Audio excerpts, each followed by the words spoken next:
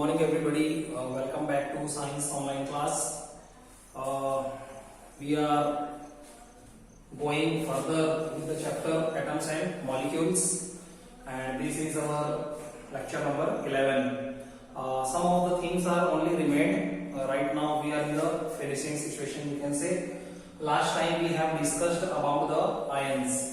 ठीक है, and we have seen either it may be monoatomic cations or anions, either it will be polyatomic cations or anions. ठीक है, जैसे कि मैं आपको polyatomic का एक एग्जांपल बताता हूँ, ammonium NH4 plus ammonium ion, because it contains the positive charges, so it will be considered cations. And because it have been made by the two different elements, nitrogen and hydrogen, and that's why it is known as a polyatomic ions. What is the definition of the polyatomic ions? If the group of atoms, if the group of two or more atoms, they are consisting the same charge. यहाँ पे N के ऊपर या H के ऊपर ये N का charge नहीं है, ये H का चार्ज नहीं है, ये पूरे NH4 जिसको हम लोग अमोनियम बोलते हैं उसके ऊपर चार्ज है. So if the group of atoms they are consisting the same charge, so that category of the ion is known as a polyatomic ions. ये भी cations भी हो सकता है. If they have the positive charge, so it will be called cations. If they are consisting the negative charge, so it will be called anions. ठीक है, anions का भी एग्जांपल लेते हैं. Sulphate SO4 2 minus, this is the sulfate ion, and this is the type of the anion. Why? Because it contains the two negative charges. ठीक है, and it is also the kind of the polyatomic ion. Why? Because the group of atoms, you can say sulfur and oxygen, they are consisting the same charge. And what is the charge over there? 2 minus, and that's why it is categorized as polyatomic ions, and it is a anion because of the negative charge. So that we have discussed in our earlier class. और आज कुछ नई चीजें पढ़ने वाले हैं. Look here. तो एक चीज ये था, ion is a charged particles. ठीक है, मॉलिक्यूल्स क्या होते थे? They are the considered as a neutral atoms. Molecules are the group of atoms, but they are consisting the neutral atoms. उनके पास कोई चार्ज नहीं होता था, and they are the part of the compound which can exist in a free state under the normal condition. Every time when I take your class, so I tell you the basic things. Molecules क्या होते थे? Molecules are the neutral group of atoms. Molecules have been made by the group of atoms. Molecules group of atoms से form होते थे. For example, we have discussed about the chlorine atom. ठीक है, Cl2, hydrogen atom, hydrogen molecule, sorry, atom नहीं बोलते हैं इसको, molecule बोलते हैं. Hydrogen molecule H2, chlorine molecule Cl2. इसी तरीके से water जो होता है, it is also the covalent compound, और उसको water का molecules भी बोल सकते हैं. ठीक है ना? तो ये सारी चीजें थी. सो आयन और मॉलिक्यूल के बीच सबसे बड़ा फर्क ये होता है कि ions are the charged particles, and that's why their properties are different from the molecules. Ions जो होते हैं वो चार्ज्ड पार्टिकल्स होते हैं, और वो ये शो करते हैं कि either the electron may have donated, या तो इलेक्ट्रॉन को डोनेट किया गया है, either it have been accepted, या तो उसको एक्सेप्ट किया गया है. ठीक है, तो that's why they always carry the charge. इसीलिए वो चार्ज्ड पार्टिकल्स होते हैं, और जो चार्ज्ड पार्टिकल्स होते हैं they are not the neutral elements, they are not the stable elements. ठीक है, during in the higher class you will going to study further about it. जितने भी एटम्स होते हैं, जितने भी एलिमेंट्स होते हैं, ऑल द नेचर्स, सभी की प्रवृत्ति क्या होती है? To become the stable. सभी चाहते हैं स्टेबल होना. And how they will make their self stable? तो अपने आप को स्टेबल कैसे बना सकते हैं? When there is not the excess of electron, when there is not the shortage of the electron, so that particular condition is called the stability. जितने भी नोबल गैसेस होती हैं, जिनको कि पेरियोडिक टेबल में 18 में रखा गया है. ठीक है, ये भी आप आगे आगे पढ़ते चले जाओगे. पेरियोडिक टेबल में 18 ग्रुप्स के जितने भी एलिमेंट्स हैं, starting from the hydrogen, helium, neon, argon, krypton, xenon, ये सभी के पास 2, 8, 18, 32 last time I have told you कि इलेक्ट्रॉनिक कॉन्फ़िगरेशन के बारे में भी थोड़ी सी बात करी थी हमने। So according to that we can say जिनके पास इलेक्ट्रॉनिक कॉन्फ़िगरेशन इस टर्म्स में होता है 2 के टर्म्स में 2, आफ्टर दैट 8 और 18 और 32। सो इस फिगर में अगर होता है so they have not the excess of electron, उनके पास ना तो एक्सेस ऑफ इलेक्ट्रॉन होता है, neither they have the shortage of the electrons, न ही उनके पास इलेक्ट्रॉन की शॉर्टेज होती है, कमी होती है, और उस कंडीशन को ही स्टेबिलिटी कहते हैं। मैं जब आपको एक टॉपिक के बारे में बताता हूं तो और भी बहुत सारी चीजों के बारे में गाइडलाइंस प्रोवाइड कराता हूं, so that it will be helpful for you all. बात ये हो रही थी कि मॉलिक्यूल्स जो होते हैं वो न्यूट्रल थे, आयंस जो होते हैं वो चार्ज पार्टिकल्स होते हैं। और अगर आप प्रॉपर्टी के बारे में बात करेंगे, if you will compare the property of ions with the property of the molecules, तो आपको हमेशा ये फर्क, सबसे बड़ा फर्क ये नजर आएगा, the major difference you can observe that both the properties are totally different from each other. ठीक है, दोनों की प्रॉपर्टीज एक दूसरे से बहुत ही ज्यादा डिफर करती है, because ions are the charge particles but the molecules these are the neutral elements. यहां तक सही है। और आयंस जो होते हैं कैटायंस होते हैं, पॉजिटिव चार्ज वाले, एनायंस होते हैं नेगेटिव चार्ज वाले। आयंस की कैटेगरी पॉली एटॉमिक भी हो सकती है, either they may be mono atomic, या तो वो सिंगल एटम या सिंगल एलिमेंट के फॉर्म में हो सकते हैं, either they may be poly atomic, या तो वो एक या एक से ज्यादा एटम्स या एक या एक से ज्यादा atoms of the different element से फॉर्म हो सकते हैं, जिसको हम लोग पॉली एटॉमिक कहते हैं। I have given you the example of ammonium ion and sulphate ion. ठीक है, अब आयनिक कंपाउंड्स के बारे में थोड़ा सा पढ़ते हैं। ठीक है, आयनिक कंपाउंड, अच्छा कंपाउंड क्या होता है? आयनिक कंपाउंड के बारे में तो पढ़े, but before that what is the compound that I have discussed with you in the second chapter. Second chapter में हमने बात करी थी compound is a group of elements. जो कंपाउंड होता है वो ग्रुप ऑफ एलिमेंट्स होता है। ठीक है, and wherever the elements react with each other in a definite ratio or proportion। Compounds जो होता है it is a group of elements, दो या दो से ज्यादा एलिमेंट्स के आपस में रिएक्ट करने से, केमिकली रिएक्ट करने के बाद इसका फॉर्मेशन होता है। And all the elements they react with each other always in the fixed ratio or proportion। जितने भी प्रकार के कंसिस्टिंग एलिमेंट्स होते हैं वो एक दूसरे के साथ केमिकली रिएक्ट करते हैं, but in a fixed ratio, but in a fixed proportion. Mixture के केस में यही चीज, मिक्सचर भी ऐसा ही होता है। Mixture is also formed by the group of elements, by the group of compounds, but there is not the fixed ratio और प्रोपोर्शन। मिक्सचर में कोई फिक्स्ड रेशियो नहीं होता, प्रोपोर्शन नहीं होता। ठीक है, सो कंपाउंड के बारे में तो क्लियर है। अब हम लोग बात करने वाले हैं आयनिक compound. So ionic compound is a type of a compound. Compound के स्पेशली 3 टाइप्स होते हैं। एक तो होता है आयनिक कंपाउंड, दूसरा होता है कोवेलेंट कंपाउंड। ठीक है, अभी आपके चैप्टर में डील में दिया नहीं गया है बाकी के बारे में, but whatever given to you उसके बारे में we are discussing right now. Okay, ionic compound, second होता है कोवेलेंट कंपाउंड। मैंने आपको पहले भी बता रखा है कोवेलेंट कंपाउंड में क्या होता है, there is a sharing of electron pairs.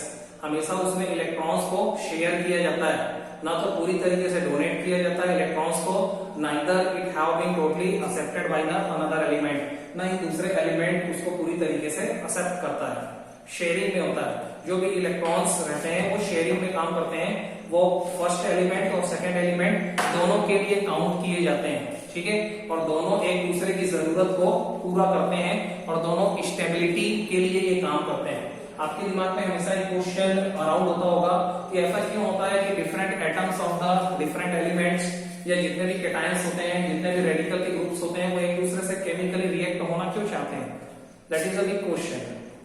Chemically reaction का एक ही पर्पस होता है, stability. Her atoms of the different elements, किसी भी एलिमेंट का जो एटम होता है वो अपने आप को स्टेबल करना चाहता है। स्टेबल करने का मतलब है 2, 8, 18, 32 इलेक्ट्रॉनों की एक व्यवस्था होती है अराउंड द न्यूक्लियस। न्यूक्लियस के चारों ओर there are the different cell, बहुत सारे डिफरेंट सेल्स होते हैं, जिनको हिंदी में हम लोग बोलते हैं कोश या कक्षा। अब क्या होता है, उसमें इलेक्ट्रॉनों का डिस्ट्रीब्यूशन होता है, और इसके लिए भी बहुत सारे साइंटिस्ट लोगों ने अलग अलग नियम कानून बता रखे हैं, that you will discuss again in the further chapter. ठीक है, अभी से इसके बारे में ज्यादा बात करना सही नहीं है। So actually we are going to talk about the ionic compounds. Ionic compounds के बारे में बात करते हैं। अभी तो मैंने आपको कोवेलेंट कंपाउंड के बारे में तो जब आयनिक कंपाउंड्स का केस होता है तो इस केस में क्या होता है, एक केटायंस होता है और दूसरा एनायन होता है।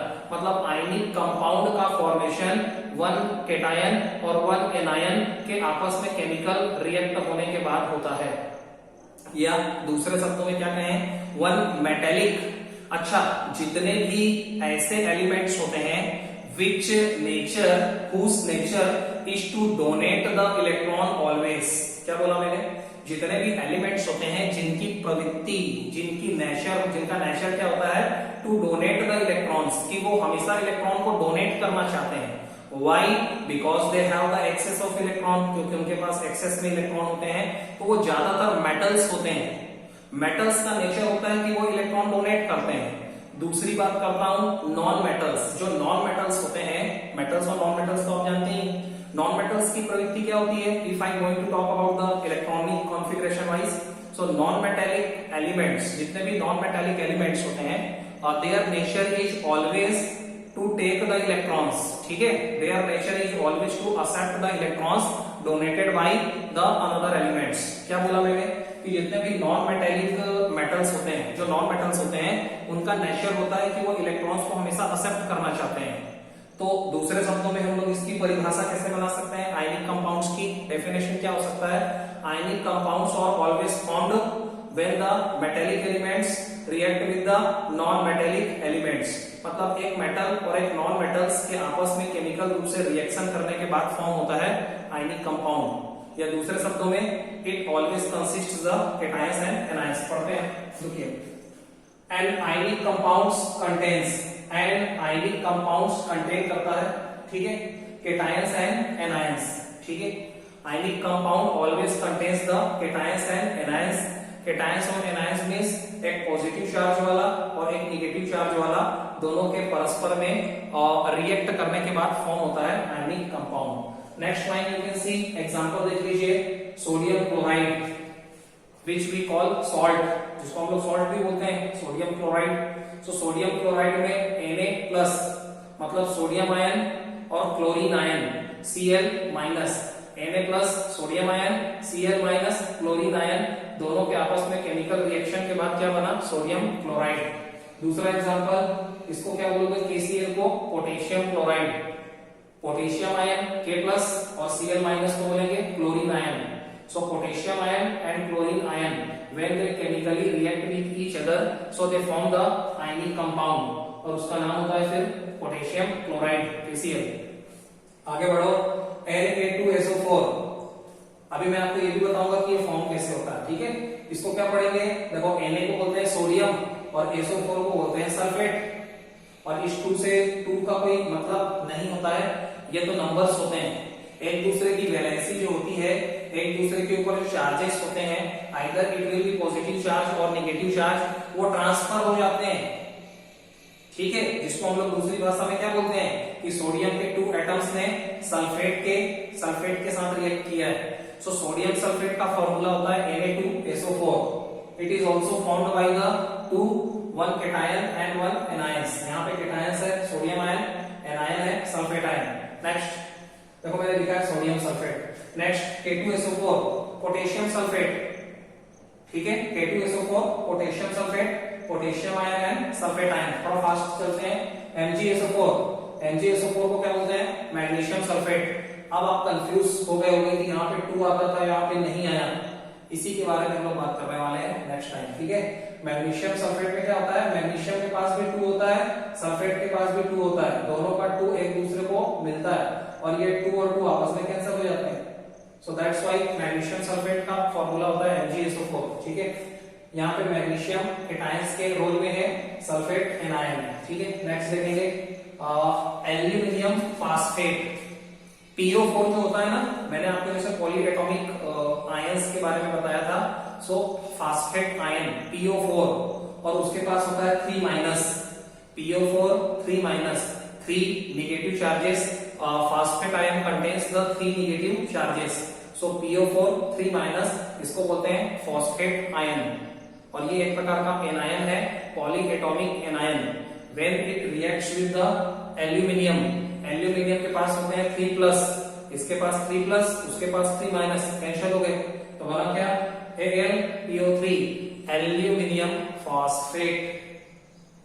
the students those who are listening me continuously, मैं गारंटी दे सकता हूं कि इतना डेप्थ और इतना डीपर लेवल पे और बहुत छोटी छोटी सी बातों को डिस्कस करते हुए आपको कोई समझाएगा नहीं, both in Hindi both in English.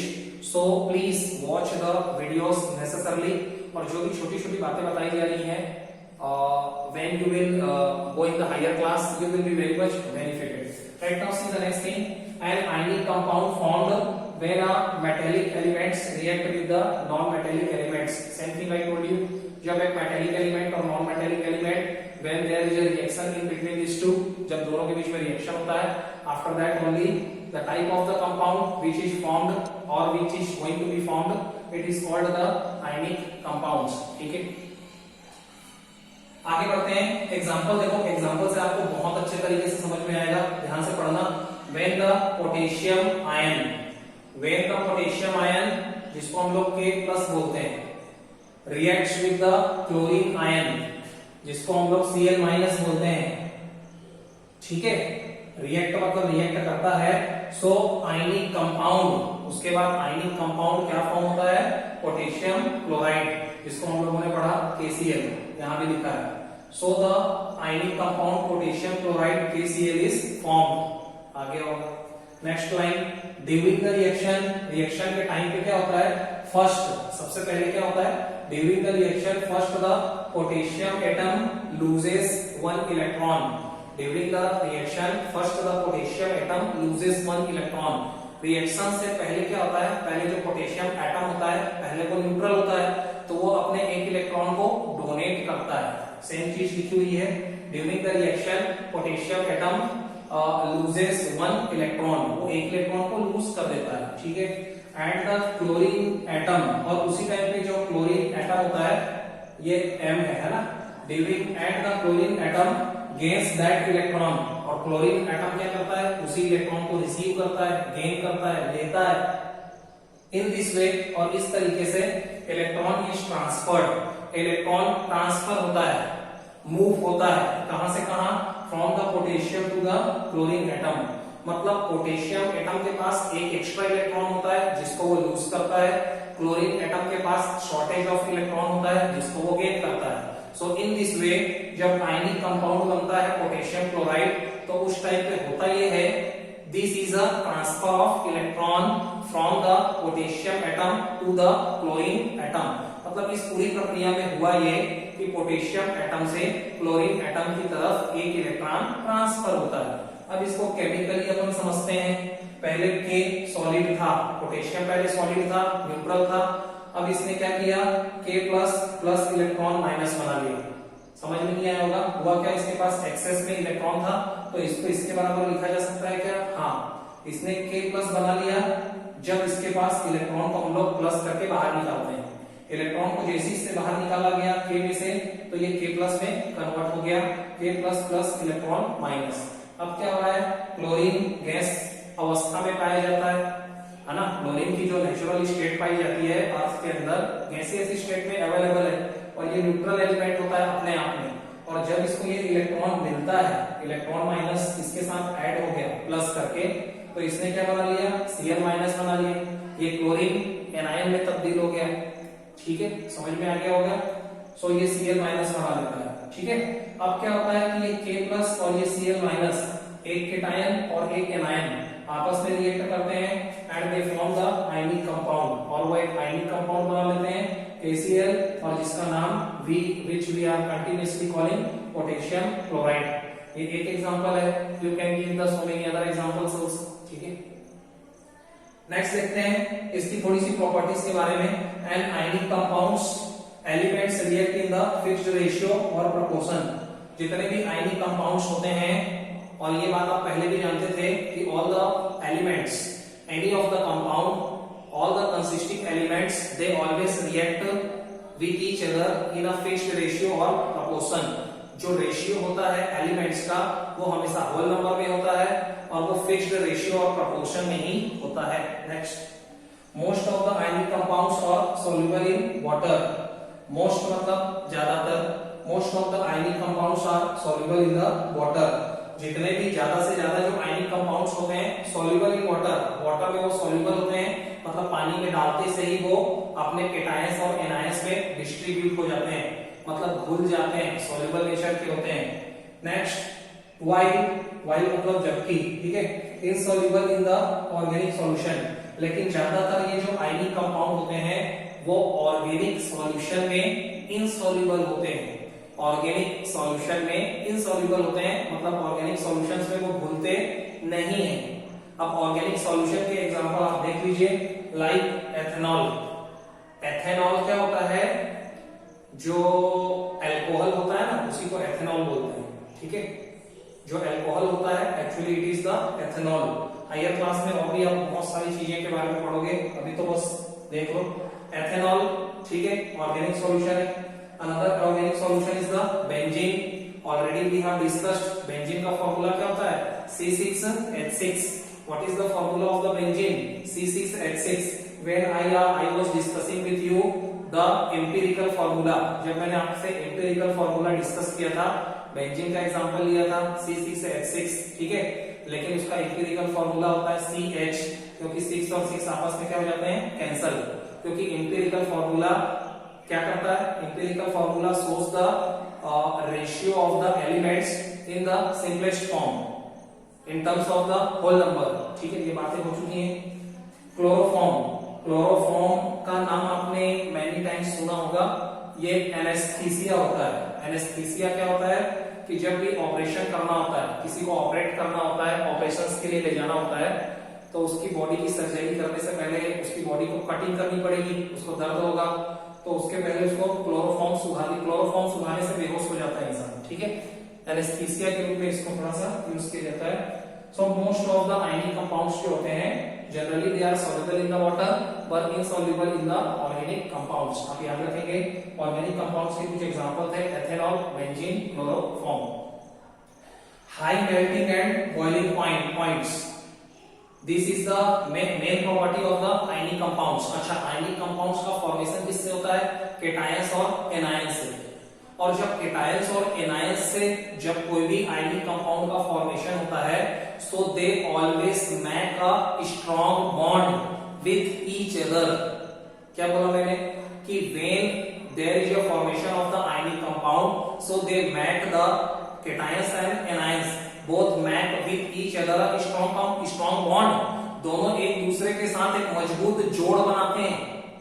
Bond को हम लोग बंध बोलते हैं हिंदी में। आप और भी बहुत सारे बॉन्ड्स के बारे में पढ़ोगे in the higher class, 11th class में, ठीक है। तो जब केटायंस और एनायंस एक दूसरे के से केमिकली रिएक्ट करके स्ट्रॉन्ग बॉन्ड बनाते हैं, तो वो जल्दी से एक दूसरे को छोड़ते नहीं, उनको सेपरेट आउट करना बहुत मुश्किल होता है, and that's why they have the high melting and boiling point. Melting point क्या होता है, the temperature at which any solid substance converted into the liquid state.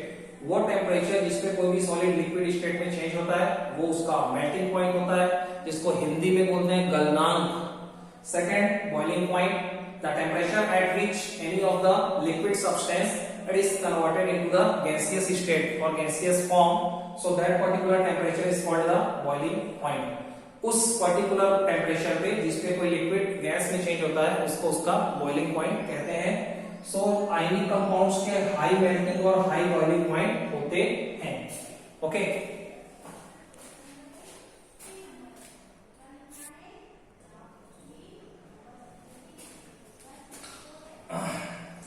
Look here, actually we are moving very slowly, ठीक है, and reason is also there, ठीक है, कारण एक ही है।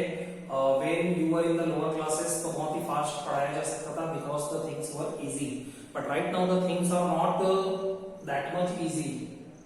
हर चीजों के पीछे लॉजिक रीजन एग्जांपल, फिर उस चीज को क्लैरिफाई करना, सिद्ध कर करके बताना, और इस क्लैरिफिकेशन के बाद ही आपको वो चीजें याद रहेंगी, ठीक है। इसलिए थोड़ा सा स्लो मूव होना पड़ रहा है। बहुत छोटी सी चीज में ही देखो, right now I have spent 43 minutes with you. 24 minute का वीडियो बन गया, बट अभी भी टॉपिक खिसका नहीं, ठीक है। थोड़ा सा फास्ट चलते हैं। वैलेंस इलेक्ट्रॉन्स, ठीक है।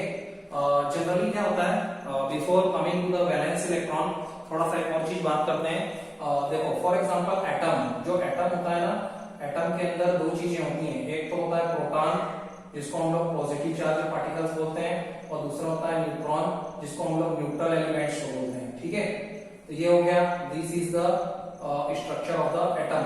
और इसके बाहर क्या होता है, बहुत सारे इस तरीके के सेल्स होते हैं, इसको बोलते हैं सेल। क्या बोलते हैं, सेल। सेल मतलब होता है बेटा कोश या कक्षा, इसको कक्षा समझ लीजिए आप। तो अलग अलग सेल होते हैं और इसी के अंदर जो इलेक्ट्रॉन्स होते हैं दे ऑलवेज रिवॉल्व, घूमते रहते हैं। Electrons are always movable. ठीक है, जो इसको बोला जाता है nucleus, NEUCLUS।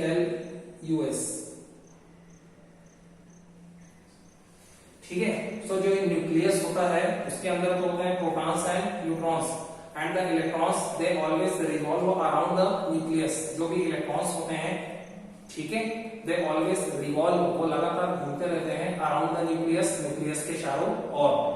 And there are the different cell, और अलग अलग नंबर ऑफ सेल। सेल मतलब होता है नंबर ऑफ सेल, का मतलब है नंबर ऑफ कक्षा। जितना भी एटम होता है उसमें इलेक्ट्रॉनों को रखने के लिए, उनको बिठाने के लिए नंबर ऑफ सेल्स होते हैं।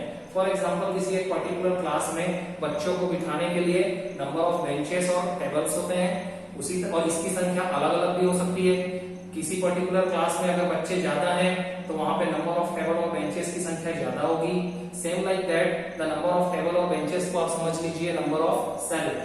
तो अलग अलग डिफरेंट एलिमेंट्स के जो एटम होते हैं उनके डिफरेंट नंबर ऑफ सेल हो सकते हैं, और उसी सेल को K, L, M, N से रिप्रेजेंट किया जाता है। एक बात और, आप बोलेंगे सर ये अगर ये सेल ही था तो ये K से स्टार्ट क्यों हुआ? K से स्टार्ट होने के पीछे एक रीजन ये है कि जिस साइंटिस्ट ने इसकी खोज करी उसका नाम K से था। क्या था that I don't know right now, लेकिन उसका नाम K से था। तो उसने जो नंबर ऑफ सेल्स की गणना करी, कैलकुलेट किया, तो उसने बोला जो फर्स्ट नंबर की कक्षा होगी, फर्स्ट नंबर का जो सेल होगा उसको K सेल बोला जाएगा, सेकंड वाले को L सेल बोला जाएगा, थर्ड वाले को M सेल बोला जाएगा, लास्ट वाले को N सेल बोला जाएगा। और इस सेल में क्या रखा जाता है, इलेक्ट्रॉन्स रखे जाते हैं। इलेक्ट्रॉन्स कितने होते हैं वो एटॉमिक नंबर से पता चलता है। हम लोग इसको फिल करेंगे, आपको समझ में आ जाएगा। सो जनरली क्या होता है कि जो इलेक्ट्रॉन्स होते हैं they always revolve on the shell. ठीक है, electrons are generally revolving around the nucleus. Nucleus के चारों तरफ जो इलेक्ट्रॉन्स होते हैं उसमें वो रहते हैं, और generally they are always in the motion, वो मोशन में रहते हैं। अब होता क्या है, जो सबसे बाहर के सेल में जो इलेक्ट्रॉन्स होते हैं, बाहर के सेल में जो इलेक्ट्रॉन्स होते हैं उनको बोला जाता है electrons present in the outermost shell. Outermost shell का मतलब है बाहरी कक्षा, और उसमें जो इलेक्ट्रॉन्स होते हैं ना वो बहुत जल्दी किसी के साथ भी रिएक्ट कर सकते हैं स्टेबिलिटी को अचीव करने के लिए। स्टेबिलिटी को प्राप्त करने के लिए जो बाहर के सेल के इलेक्ट्रॉन्स होते हैं, जिनको हम लोग आउटर मोस्ट सेल इलेक्ट्रॉन्स बोलते हैं, दे जनरली रिएक्ट। जो हम लोग रिएक्शन बताते हैं केटायंस और एनायंस का, तो वो जो आउटर मोस्ट सेल के इलेक्ट्रॉन होते हैं ना वो अपने आप को कंप्लीट करना चाहते हैं, वो भी एक स्ट्रक्चर को अचीव करना चाहते हैं, अपनी संख्या बढ़ाना चाहते हैं, और इसलिए वो रिएक्शन होता है। आगे बढ़ते हैं। ठीक है, तो वैलेंस इलेक्ट्रॉन्स होते क्या हैं? The electrons present in the outermost shell of an atom. फिर से रिपीट करता हूं, the electrons present in the outermost shell of an atom. मतलब किसी एटम का जो आउटर मोस्ट सेल होता है, मतलब बाहरी कोश, उसमें जो नंबर ऑफ इलेक्ट्रॉन्स प्रेजेंट होते हैं generally called the valence shell. और जो बाहरी सेल होता है, जो आउटर मोस्ट सेल होता है, it is also called the valence shell. उसको वैलेंस सेल भी बोलते हैं। ठीक है, वैलेंस सेल को हिंदी में बोलते हैं संयोजी कक्ष। ठीक है, are called the valence electron. तो इन्हीं इलेक्ट्रॉन्स को वैलेंस इलेक्ट्रॉन्स कहा जाता है। अगर आपने वीडियो बहुत अच्छे तरीके से वॉच किया है ईमानदारी के साथ, आई डोंट थिंक आपको कोई डेफिनेशन रटना पड़ेगा। ठीक है, so the electrons present in the outermost shell of an atom. Atom के आउटर मोस्ट सेल में जो नंबर ऑफ इलेक्ट्रॉन्स होते हैं, जिनको वैलेंस सेल भी बोला जाता है, तो उन्हीं इलेक्ट्रॉनों की संख्या को वैलेंस इलेक्ट्रॉन्स कहा जाता है। ठीक है, the number of the valence electrons for the different atoms are given. जल्दी फिनिश करता हूं। फॉर द डिफरेंट एटम्स के लिए जो वैलेंस इलेक्ट्रॉन्स होते हैं और वैलेंस इलेक्ट्रॉन्स होते क्या हैं? The electrons present in the outermost shell. Outermost shell में जितने भी इलेक्ट्रॉन्स प्रेजेंट होते हैं generally they are called the valence electrons. तो एक टेबल के थ्रू हम लोग समझते हैं। फॉर एग्जांपल हाइड्रोजन, हाइड्रोजन का एटॉमिक नंबर होता है भैया 1, एक ही इलेक्ट्रॉन होता है इसके पास। तो एक इलेक्ट्रॉन कहां पे जाएगा? फर्स्ट वाले में जाएगा बस। तो एक इलेक्ट्रॉन के वाले सेल पे फिल कर दिया गया। अब यहाँ पे क्या लिखा है? Number of electron in outermost shell. इसका जो पहला कक्ष है वही अभी पूरा नहीं हुआ है, क्योंकि यहाँ पे नंबर कितने टोटल भरे जा सकते थे? 2। मैंने आपको ये बात भी बताई थी, इसको ध्यान में रखना। 2, 8, 18, 32। ये बात ये शो करती है कि फर्स्ट सेल में मैक्सिमम 2 इलेक्ट्रॉन्स फिल किए जा सकते हैं, सेकंड सेल में मैक्सिमम 8 इलेक्ट्रॉन्स फिल किए जा सकते हैं, थर्ड सेल में मैक्सिमम 18 इलेक्ट्रॉन्स फिल किए जा सकते हैं। Same like that fourth shell में मैक्सिमम 32 इलेक्ट्रॉन्स फिल किए जा सकते हैं। मैक्सिमम कैपेसिटी है ये। फॉर एग्जांपल एक बस के अंदर अगर 60 सीटर बस है, मतलब 60 लोग मैक्सिमम बैठ सकते हैं। जरूरी नहीं हर बार 60 लोग बैठे, हो सकता है कभी 30 लोग बैठे हैं, कभी जगह ज्यादा खाली है। ऐसा भी हो सकता है कि 60 की जगह 70 लोग भी बैठे हैं, कुछ लोग खड़े हैं। सेम लाइक दैट कार्बन का होता है, तो उसके हिसाब से यहाँ पे number of electrons in the outermost shell. Outermost shell में नंबर ऑफ इलेक्ट्रॉन कितने रखे जाएंगे? 1। तो 1 ही क्या कहलाएगा? उसका वैलेंस इलेक्ट्रॉन। सेकंड देखते हैं कार्बन। कार्बन का एटॉमिक सिंबल होता है 6, एटॉमिक नंबर होता है, परमाणु क्रमांक होता है इसका नंबर 6। मैंने आपको बताया के फर्स्ट सेल में मैक्सिमम कितने रखे जा सकते हैं? 2। तो यहाँ पे अगर 2 चले जाएंगे तो एक्स्ट्रा जो बच गए 4, वो नंबर सेकंड वाले सेल पे भरे जाएंगे। अब ये सेकंड वाला जो सेल है, जिसको एल सेल का नाम भी दिया गया है, एल केवल नंबर है, नाम पहला, दूसरा, तीसरा, चौथा, एल से कोई लॉजिक नहीं है, ठीक है। तो 4 electrons are filled in the L shell and that 4 electrons are the number of electrons in the outermost shell. Outermost shell में जो इलेक्ट्रॉन्स है, यहाँ पे आउटर मोस्ट सेल कौन सा बनेगा? सेकंड वाला सेल बनेगा। इसमें इलेक्ट्रॉन्स की संख्या कितनी है? 4। तो यही 4 क्या होगा? Number of electrons in the outermost shell, और इसी को हम लोग वैलेंस इलेक्ट्रॉन भी बोलते हैं। 4 हो गए। नेक्स्ट देखते हैं ऑक्सीजन। ऑक्सीजन का एटॉमिक नंबर होता है 8, 8वें नंबर पे। 8 के हिसाब से यहाँ पे तो 2 आएंगे, यहाँ पे 6 आएंगे। अगर यहाँ पे 6 आएंगे तो यहाँ पे भी 6 आएगा।